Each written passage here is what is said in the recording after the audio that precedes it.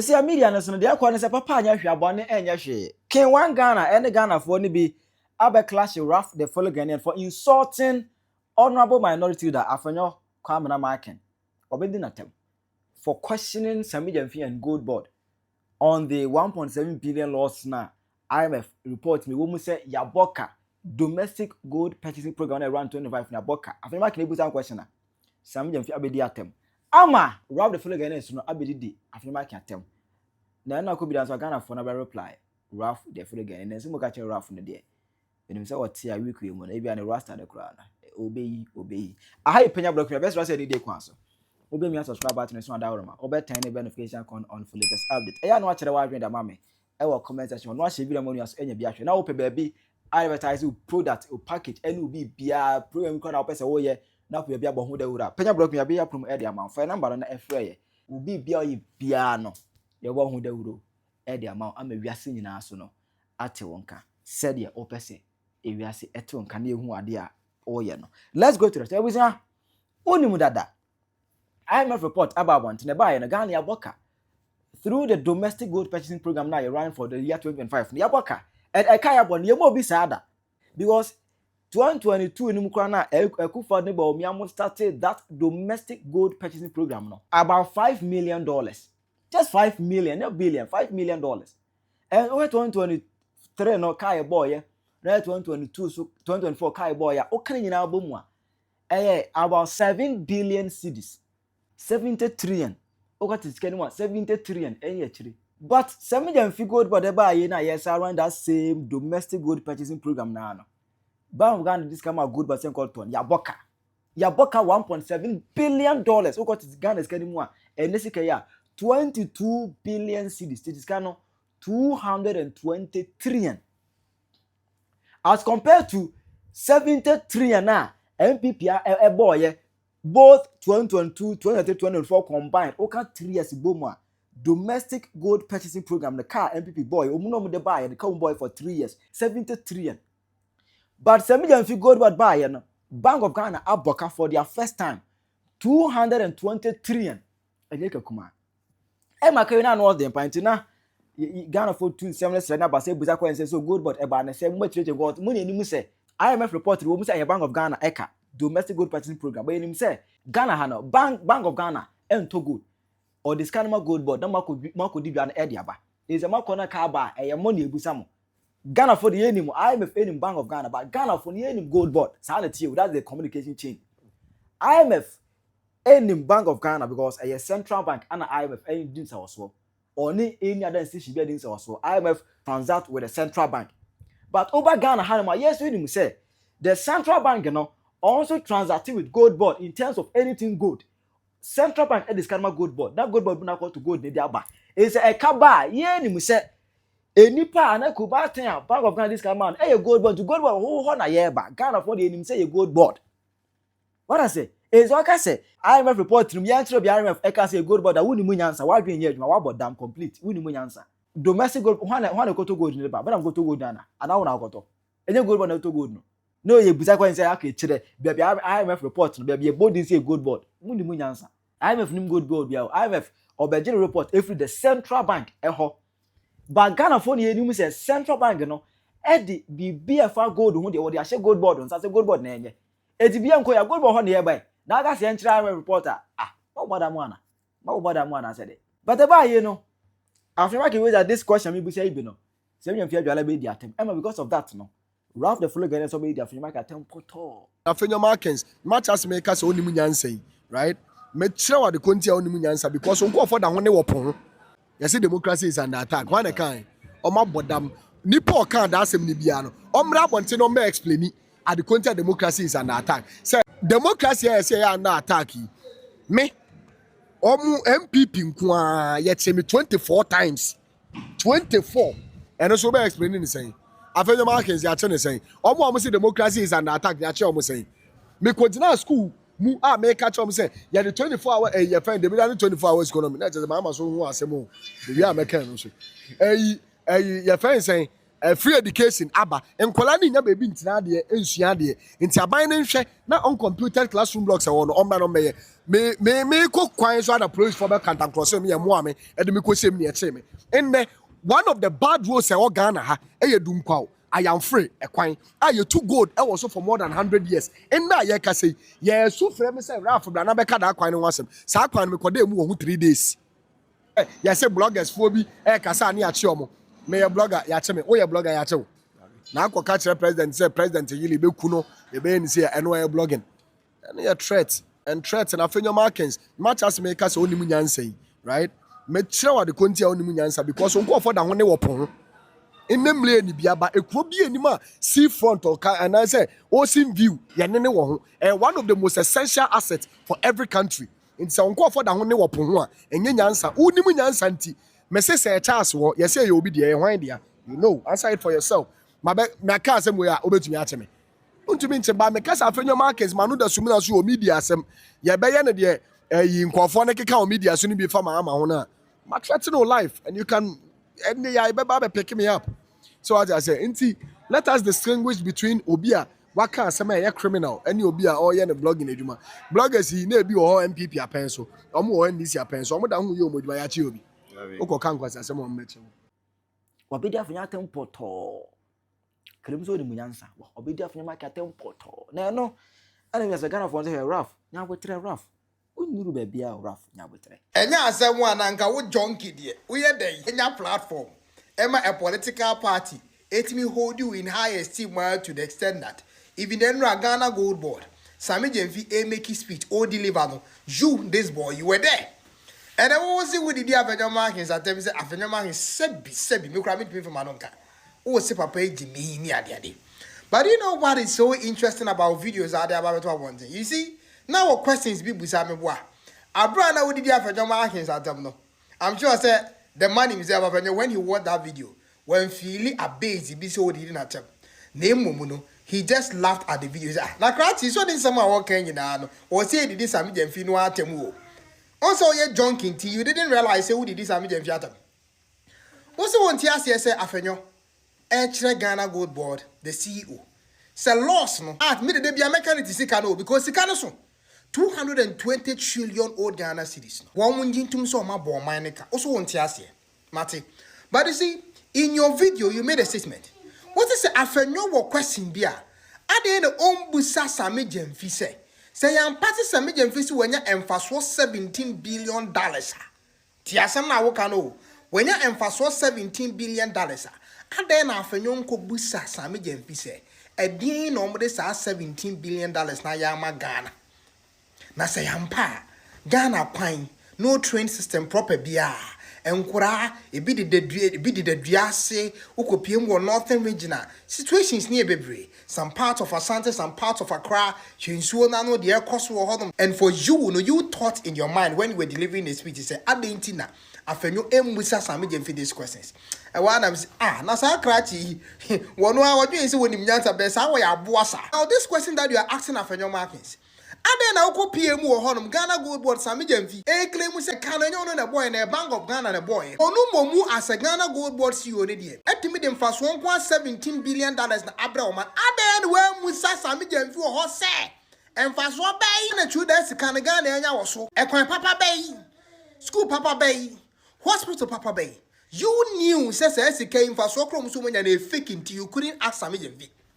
Afenyo na akwa sere ne se wonko busa onso we aboa ogina Sammy Jemfi ani manura no donkey lifestyle you couldn't ask Sammy Jemfi sika na wo claim say emfaso Ghana GoldBod e dey abreg Ghana no e dey na omo dey ayamaga you couldn't ask Afenyo na we expect say he should go and ask that question we a junkie man and let me tell you something to answer everything so also opeso ohun no kre Ghana GoldBod and the Bank of Ghana go what to me when it comes to domestic gold purchasing ain't wo see etimi de sa aka na bonwa Koneko kind me de bia me kasa asem ya cho Ghana GoldBod na nka so omo rules omo principles omo constitution e guide wo mo ene de Ghana de am omo tumi a Ghana de am omo no koneko hwehwe ne kan the Ghana GoldBod Act 2025 Act 1140 koneko kind we ye tumi a Ghana de am Ghana GoldBod se wutimi ko kan a you will know say Sammy Jemfi ko gina Afenyo Markins anim no or deny during the debate say a can you on the board say 220 trillion old Ghana cedis in your one. Now Afenyo Busan say, okay, Sammy. So also through the domestic gold purchasing program, no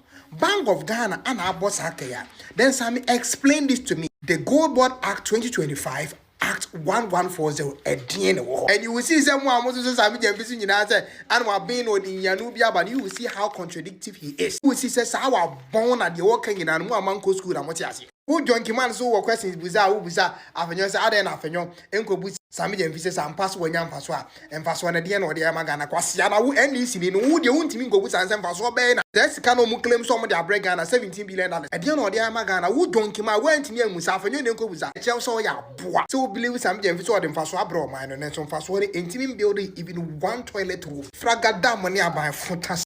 If I wasn't afraid, I would say this. But before that, we are coming to have a meeting of the minds. So please don't get emotional. And Raf is our case study.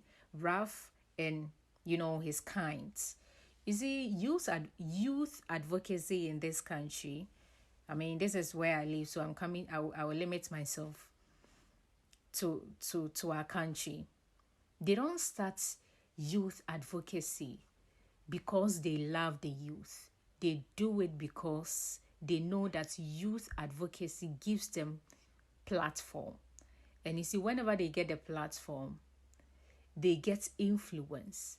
And when they get influence, they get recognized by the politicians. And when they get recognized, they get connection. And you see, they start by making you believe that they are advocating for you. You follow them, you make them popular, and that is when the influence, comes in. And then they get recognized by these politicians, and then, they are now connected to these politicians. And all of a sudden, they change. And they don't openly declare their allegiance. They don't do that. But you can see them in the very things that they choose to condemn and in the very things that they choose to ignore. Everyone, or yes, I did win now, or didn't it you? If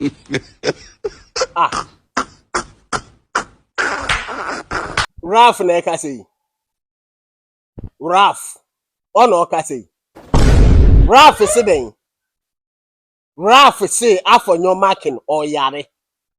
Adentino or yare a. IMF report na ba say eye GoldBod aboka. Eye Sami Jemfi. Any GoldBod aboka. 22 billion Ghana cedis. Eninti Afenyo Markin ejina so ababonten. Ba bebisa NDC government ne say adentina wa boka. Wo Raf say ni Afenyo Markin ye no e kire say ono yare na dwunum wo problem. IMF the report na ba say GoldBod abo mine ka.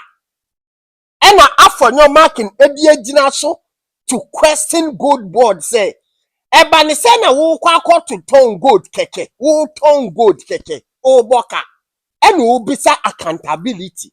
Wo Raf say Afenyo Markin yale because of adentino obisa sa question no.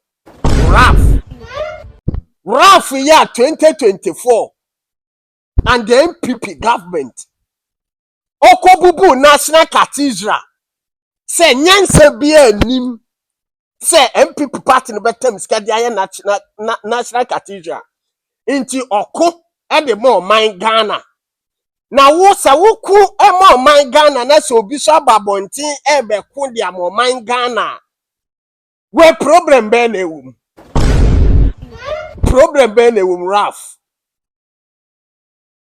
Raf problem be na ewum me imom Raf mom pa de